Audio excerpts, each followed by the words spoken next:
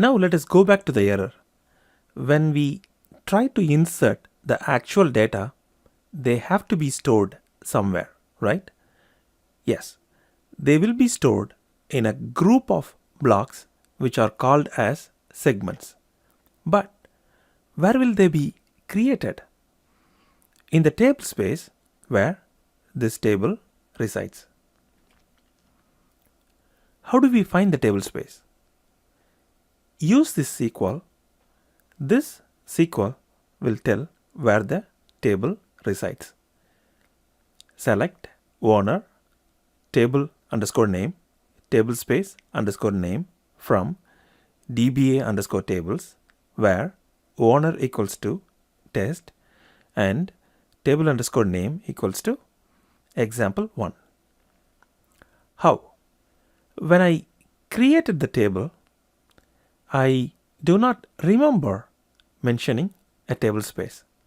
In fact, this is my create table statement.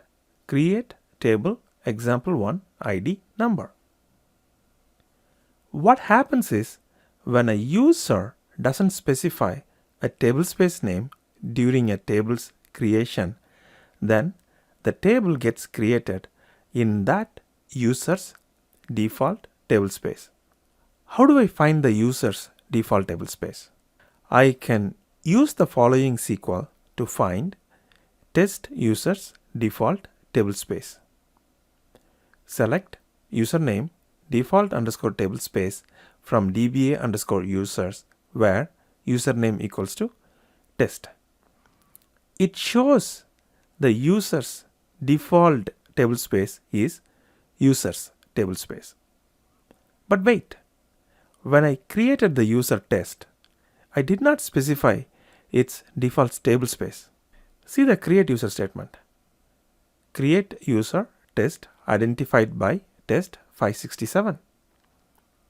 So how did it get the tablespace users as its default tablespace? Answer is check the database properties. The following SQL will let us know that the user's tablespace will be the default permanent tablespace if we do not specify a tablespace name during a user creation. Select star from database underscore properties where property underscore name equals to default permanent tablespace. And we can fix the problem by granting privilege on the user's tablespace to the test user. Thank you for watching this video.